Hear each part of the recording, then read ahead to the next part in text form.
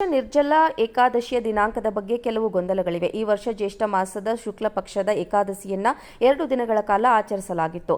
June 17 ಅಥವಾ 18ರಂದು ನಿರ್ಜಲ ಏಕಾದಶಿಯ ವ್ರತವನ್ನ ಆಚರಿಸಲಾಗ್ತಾ ಇದ್ದು, ಈ 2 ದಿನಗಳಲ್ಲಿ ಯಾವ ದಿನ ಏಕಾದಶಿ ಆಚರಿಸಲು ಉತ್ತಮ ಎಂಬುದರ ಬಗ್ಗೆ ಹಲವು ಕುತೂಹಲಗಳು ಉಂಟಾಗಿವೆ. ಹಿಂದೂ ಧರ್ಮದಲ್ಲಿ ಯಾವುದೇ ಉಪವಾಸವು ಸೂರ್ಯೋದಯದಿಂದ ಪ್ರಾರಂಭವಾಗುತ್ತದೆ. ಇಂತಹ ಪರಿಸ್ಥಿತಿಯಲ್ಲಿ ಈ ವರ್ಷ ನಿರ್ಜಲ ಏಕಾದಶಿಯ ವ್ರತವನ್ನು ಉದಯ ತಿಥಿಯ ಪ್ರಕಾರ ಆಚರಿಸಲಾಗುತ್ತದೆ. 2024ರ ನಿರ್ಜಲ ಏಕಾದಶಿ ವ್ರತದ ಶುಭ ಮುಹೂರ್ತ, ಪೂಜೆ ವಿಧಾನಗಳ ಕುರಿತು ಇಲ್ಲಿ ತಿಳಿದುಕೊಳ್ಳಿ.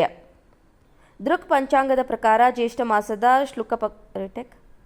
ಶುಕ್ಲ ಪಕ್ಷದ ಏಕಾದಶಿ ದಿನಾಂಕವು ಜೂನ್ 17ರಂದು ಮುಂಜಾನೆ 4:42ರಿಂದ ಪ್ರಾರಂಭವಾಗಿ ಜೂನ್ 18 ಬೆಳಗ್ಗೆ 6:23ಕ್ಕೆ ಕೊನೆಗೊಳ್ಳುತ್ತದೆ. ಇಂತಹ ಪರಿಸ್ಥಿತಿಯಲ್ಲಿ ಉದಯ ತಿಥಿಯ ಆಧಾರದ ಮೇಲೆ ಜೂನ್ 18ರಂದು ನಿರ್ಜಲ ಏಕಾದಶಿ ಉಪವಾಸವನ್ನು ಆಚರಿಸಲಾಗುತ್ತದೆ.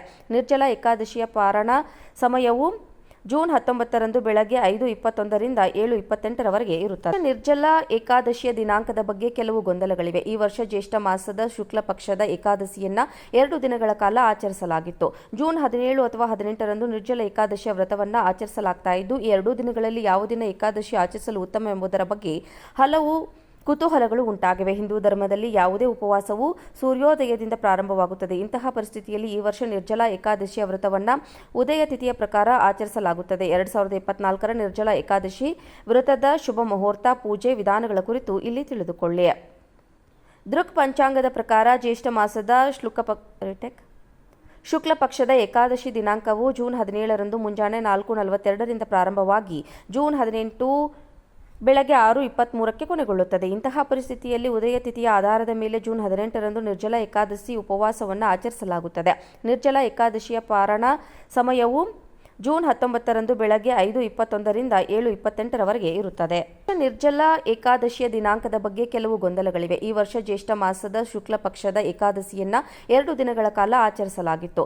ಜೂನ್ 17 ಅಥವಾ 18ರಂದು ನಿರ್ಜಲ ಏಕಾದಶಿಯ ವ್ರತವನ್ನು ಆಚರಿಸಲಾಗ್ತಾ ಇದ್ದು, ಈ 2 ದಿನಗಳಲ್ಲಿ ಯಾವ ದಿನ ಏಕಾದಶಿ ಆಚರಿಸಲು ಉತ್ತಮ ಎಂಬುದರ ಬಗ್ಗೆ ಹಲವು ಕುತೂಹಲಗಳು ಉಂಟಾಗಿವೆ. ಹಿಂದೂ ಧರ್ಮದಲ್ಲಿ ಯಾವುದೇ ಉಪವಾಸವು ಸೂರ್ಯೋದಯದಿಂದ ಪ್ರಾರಂಭವಾಗುತ್ತದೆ. ಇಂತಹ ಪರಿಸ್ಥಿತಿಯಲ್ಲಿ ಈ ವರ್ಷ ನಿರ್ಜಲ ಏಕಾದಶಿಯ ವ್ರತವನ್ನು ಉದಯ ತಿಥಿಯ ಪ್ರಕಾರ ಆಚರಿಸಲಾಗುತ್ತದೆ. 2024ರ ನಿರ್ಜಲ ಏಕಾದಶಿ ವ್ರತದ ಶುಭ ಮುಹೂರ್ತ, ಪೂಜೆ ವಿಧಾನಗಳ ಕುರಿತು ಇಲ್ಲಿ ತಿಳಿದುಕೊಳ್ಳಿ. ದೃಕ್ ಪಂಚಾಂಗದ ಪ್ರಕಾರ ಜ್ಯೇಷ್ಠ ಮಾಸದ ಶುಕ್ಲ ಪಕ್ಷದ ಏಕಾದಶಿ ದಿನಾಂಕವು ಜೂನ್ 17ರಂದು ಮುಂಜಾನೆ 4:42ರಿಂದ ಪ್ರಾರಂಭವಾಗಿ ಜೂನ್ 18 ಬೆಳಗ್ಗೆ 6:23ಕ್ಕೆ ಕೊನೆಗೊಳ್ಳುತ್ತದೆ. ಇಂತಹ ಪರಿಸ್ಥಿತಿಯಲ್ಲಿ ಉದಯ ತಿಥಿಯ ಆಧಾರದ ಮೇಲೆ ಜೂನ್ 18ರಂದು ನಿರ್ಜಲ ಏಕಾದಶಿ ಉಪವಾಸವನ್ನು ಆಚರಿಸಲಾಗುತ್ತದೆ.